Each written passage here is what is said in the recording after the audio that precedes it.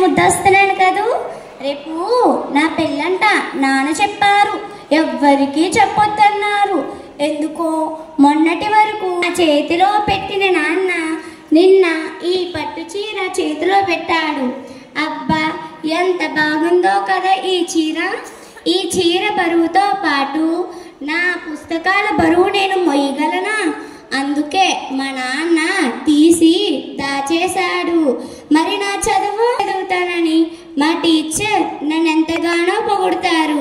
పెద్ద అయిన తర్వాత ఏం అవుతావని అడిగితే డాక్టర్ అవుతానని చెప్పా, కానీ పెళ్లి చేసుకుంటానని చెప్పలేదు. మరెందుకు ఇలా? అప్పుడేమో నాన్న నన్ను మెచ్చుకొని నా డాక్టర్ బంగారు తల్లి అని అన్నాడు. మరిప్పుడు పెళ్లి చేస్తున్నాడు. అందుకే ఈ ముస్తాబ్ బాగుందా? అమ్మ చేసింది. పట్టు చీర కట్టి పూల జడ వేసి కాటికి దుద్ది ముద్దు కూడా పెట్టింది. నాకు ఏడుపు వస్తుంది. పెళ్ళైతే అమ్మ నాతో ఉంటుందా? ఇలా ముస్తాబ్ చేస్తుందా?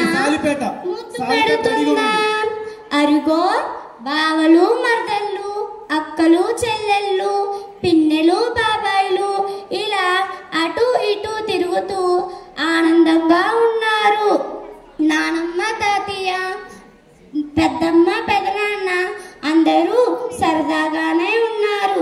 మరి నాకేవి ఆటలు? అబ్బా ఈ పట్టు కాంతులతో మెరుస్తుంది.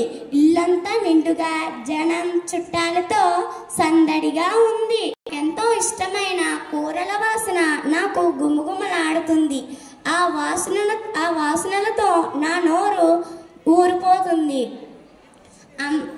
అయినా అందుకే నాన్న నా పెళ్ళైతే వీరంతా నాతో వస్తారా? జామ తోటలో జామకాయలు తింటూ కబుర్లు చెప్పగలనా?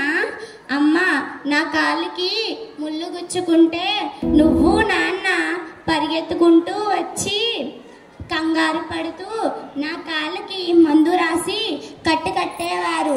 రేపు పెళ్ళయ్యాక నా కాళ్ళకి ముళ్ళు గుచ్చుకుంటే ఎవరు కంగారు పడతారమ్మా?